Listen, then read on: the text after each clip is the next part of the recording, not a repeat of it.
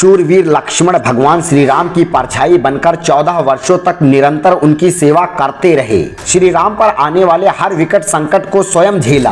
फिर ऐसा क्या हुआ कि श्री राम ने अपने ही भाई श्री लक्ष्मण को मृत्यु दंड दे दिया? आज के इस वीडियो में हम इसी सवाल के जवाब को जानेंगे। तो चलिए बिना किसी विलंब के आरंभ करते हैं। एक दिन काल तपस्वी के वेश में राज द्वार पर आया। उसने संदेशा भिजवाया कि महर्षि अतिबल का दूत हूँ और अत्यंत आवश्यक कार्य से श्री रामचंद्र से मिलना चाहता हूँ। संदेश पाकर रामचंद्र जी ने उसे तत्काल बुला भेजा। काल के उपस्थित होने पर श्री राम ने उन्हें सत्कार पूर्वक यथोचित आसन दिया और महर्षि अतबल का संदेश सुनाने का आग्रह किया। यह सुनकर मुनिवेशधारी काल ने कहा, यह बात अत्यंत गोपनीय है। यहाँ हम दोनों के अतिरिक्त कोई तीसरा व्यक्ति नहीं रहना चाहिए। मैं आपको इसी शर्त पर उनका संदेश दे सकता हूँ कि यदि बातचीत के समय कोई व्यक्ति आ जाए तो आप उसका वध कर देंगे। श्री राम ने काल की बात मानकर लक्ष्मण से कहा, तुम इस समय द्वारपाल को विदा कर दो और स्वयं ड्योढ़ी पर जाकर खड़े हो जाओ। ध्यान रहे इन मुनि के जाने तक कोई यहाँ आने न पाए।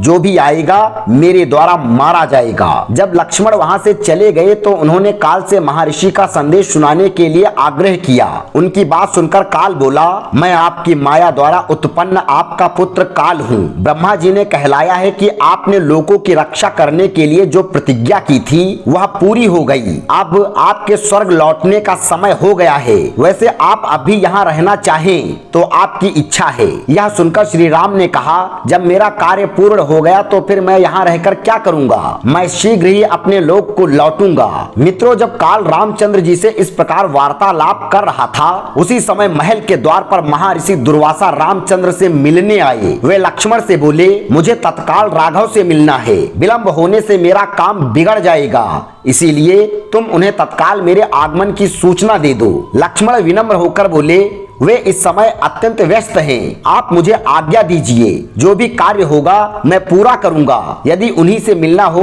तो कृपया आप 2 घड़ी प्रतीक्षा कर लीजिए। यह सुनते ही मुनि दुर्वासा का मुख क्रोध से तमतमा आया और वे क्रोधित होकर बोले, तुम अभी जाकर राघव को मेरे आगमन की सूचना दो। यदि तुम विलंब करोगे तो मैं श्राप देकर समस्त रघुकुल और अयोध्या को अभी इसी क्षण भस्म कर दूंगा। ऋषि के क्रोध युक्त वचन सुनकर लक्ष्मण सोचने लगे, चाहे मेरी मृत्यु हो जाए, रघुकुल का विनाश नहीं होना चाहिए। यह सोचकर उन्होंने रघुनाथ जी के पास जाकर दुर्वासा के आगमन का समाचार जा सुनाया। रामचंद्र जी काल को विदा कर महर्षि दुर्वासा के पास पहुँचे। उन्हें देखकर दुर्वासा ऋषि ने कहा, रघुनंदन, मैंने दीर्घ काल तक उपवास करके आज इसी क्षण अपना व्रत खोलने का निश्चय किया है। इसीलिए तुम्हारे यहाँ जो भी भोजन तैयार हो तत्काल मंगाओ और श्रद्धा पूर्वक मुझे खिलाओ। रामचंद्र जी ने उन्हें सब प्रकार से संतुष्ट कर विदा किया। फिर वे काल के दिए गए वचन को स्मरण कर भावी भ्रात वियोग की आशंका से अत्यंत दुखी हुए। श्री राम को दुखी देखकर लक्ष्मण बोले, प्रभु, यह तो काल की गति है।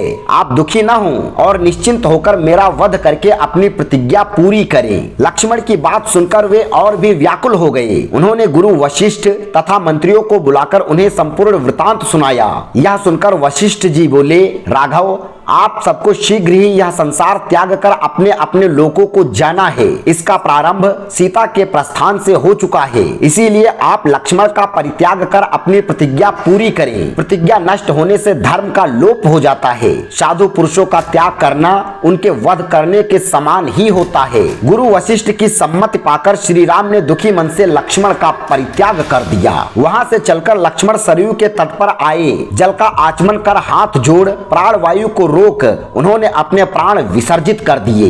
मित्रों, आशा करता हूँ आपको ये जानकारी पसंद आई होगी। हिंदू सनातन धर्म ग्रंथों से जुड़ी ऐसी ही रोचक और ज्ञानवर्धक जानकारी पाने के लिए हमारे चैनल को सब्सक्राइब अवश्य करें।